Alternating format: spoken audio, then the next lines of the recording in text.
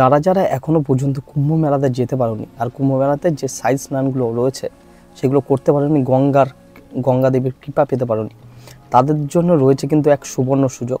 50 টাকা খরচ করে, মাত্র 50 টাকা খরচ করেই সঙ্গমে গঙ্গা যমুনা সরস্বতীর যে মিলনস্থল আছে সঙ্গম ত্রিবেণীতে, সেখানে কিন্তু গিয়ে তোমরা সাইড স্নান করতে পারো। তো এবার প্রশ্ন হলো, মাত্র 50 টাকা খরচ করে কিভাবে সেই শাহী স্নান করা যায়, গঙ্গা যমুনা আর সরস্বতীর মিলনস্থলে গিয়ে স্নান করা যায়। তো সবটাই দেখাবো কিন্তু আজকের এই ভিডিওতে, কোথায় গেলে হবে আর কী ভাবে হবে। তো সবটাই দেখাবো কিন্তু আজকের এই ভিডিওতে, কোথায় গেলে এই শাহী স্নানটা করতে পারবেন, কত টাকা খরচ হচ্ছে, আর একদিনে করে কিভাবে ফিরে আসবেন বা সেখানে দেখার কি রয়েছে, সবগুলোই কিন্তু দেখাবো আজকের এই ভিডিওতে। আর এই শাহী স্নান করার জন্য কিন্তু আপনাকে সেই উত্তরপ্রদেশে কমবে ছুটতে হবে না, আপনি এই বাংলার মধ্যেই পেয়ে যাবেন। তো আর যে মেন দুখানা শাহী স্নান বাকি রয়েছে 12ই ফেব্রুয়ারি এবং 26শে ফেব্রুয়ারি, সেই স্নানগুলো করার জন্য আপনার কিন্তু আর উত্তরপ্রদেশ ছুটতে হবে না, এই পশ্চিমবঙ্গের মধ্যেই করতে পারবেন। তো কিভাবে করতে পারবেন, কোথায় গিয়ে করতে পারবেন, এগুলো কিন্তু দেখাবো আজকের এই ভিডিওতে। তো ভিডিওটা একটু স্কিপ না করে পুরোটা দেখুন, তাহলে কিন্তু সব বুঝতে পারবেন। তো চলুন ভিডিওটা শুরু করা যাক। তো যেমনটা আপনারা জানেন, কিন্তু প্রতি 5 বছর পর পর যে কুম্ভ মেলাটা হয় সেটা কিন্তু হয় মূলত ভারতবর্ষের 4খানা শহরে, উজ্জয়িনী যেটা এখন চলছে, প্রয়াগরাজ, বেনারসেও হয়, আর এক জায়গায় কিন্তু হতো অনেক আগে, সেটা হলো আমাদের পশ্চিমবঙ্গে। আর সেই জায়গাটার নাম হলো কিন্তু ত্রিবেণী যে ঘাট আছে গঙ্গা এবং সরস্বতী নদীর যে মিলনস্থল, সেখানে কিন্তু কুম্ভ মেলা হতো 700 বছর আগে। তো মাঝে বন্ধ হয়ে গেছিলো, অনেক বছর হয়নি, তারপর কিন্তু 2023-এ এই মেলাটা হয়েছিল। তো আবার কিন্তু কিছুদিনের মধ্যে সেই মেলাটা স্টার্ট হবে। তো সেই ডেটটা অবশ্যই বলবো, তার জন্য কিন্তু ফুল ভিডিওটা দেখতে হবে। তো মোটামুটি 12ই জানুয়ারি থেকে শুরু হয়েছিল আমাদের কুম্ভ স্নান, যেটা উত্তরপ্রদেশে হচ্ছে প্রয়াগরাজে।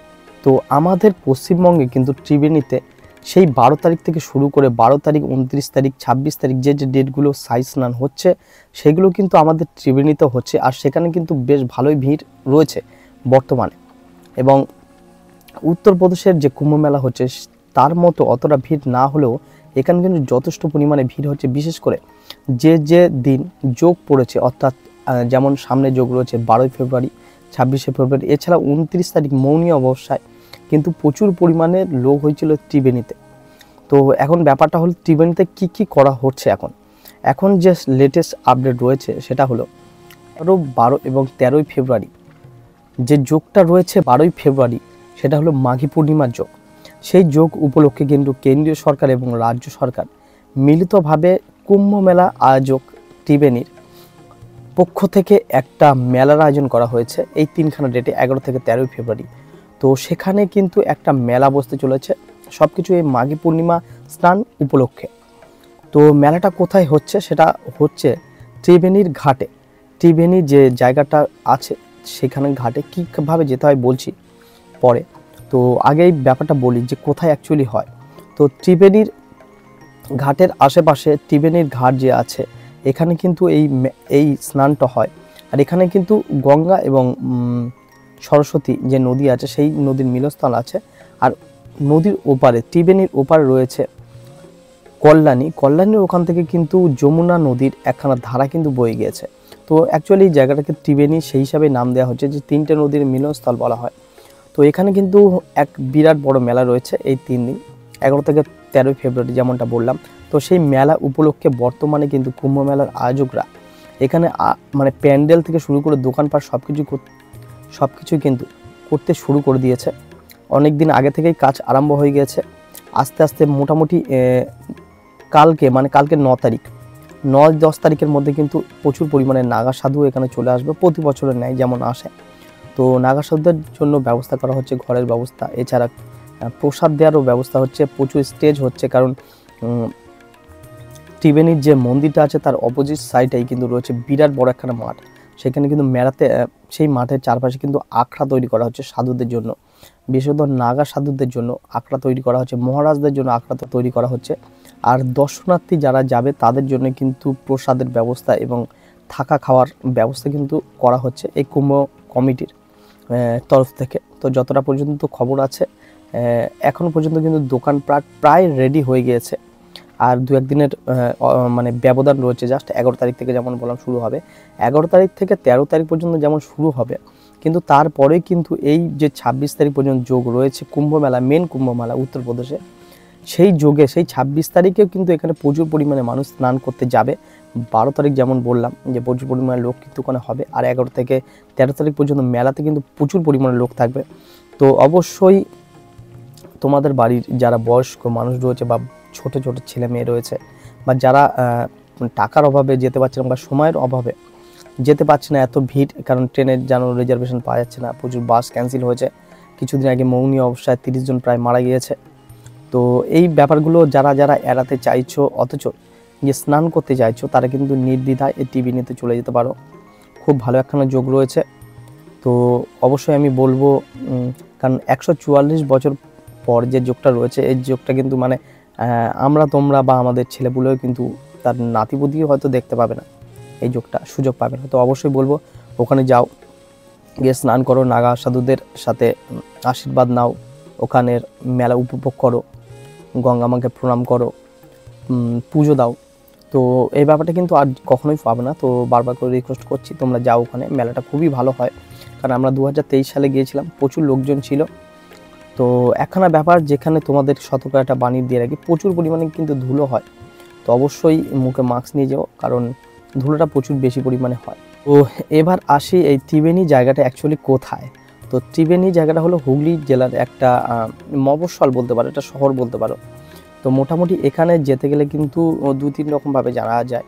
প্রথমত কলকাতা থেকে তোমরা গাড়ি নিয়ে যেতে পারো, যে কোনো প্রান্ত থেকে গুগল ম্যাপে এখন টাইপ করলেই পুরো ত্রিবেণী বাস স্ট্যান্ডে নিয়ে চলে যাবে। তো আর যেটা তোমরা করতে পারো, শিয়ালদা থেকে 8টা 5-এর কাটোয়া লোকাল আছে, শিয়ালদা কাটোয়া লোকাল, সেখান থেকে কিন্তু চলে যেতে পারো। 1 ঘন্টা 45 মিনিট মতো টাইম নেয় ত্রিবেণী যেতে। ওই সারাদিনের মধ্যে কিন্তু একটাই ট্রেন, যেটা 8টা 5, সকাল 8টা 5-এর ট্রেন, শিয়ালদা থেকে যারা যারা যাবে, একদম কিন্তু বেস্ট ট্রেন। তো তোমরা যদি চাও এই ট্রেনের মাধ্যমে যেতে পারো, 8টা 5-এর galloping local, Sealdah Katwa local.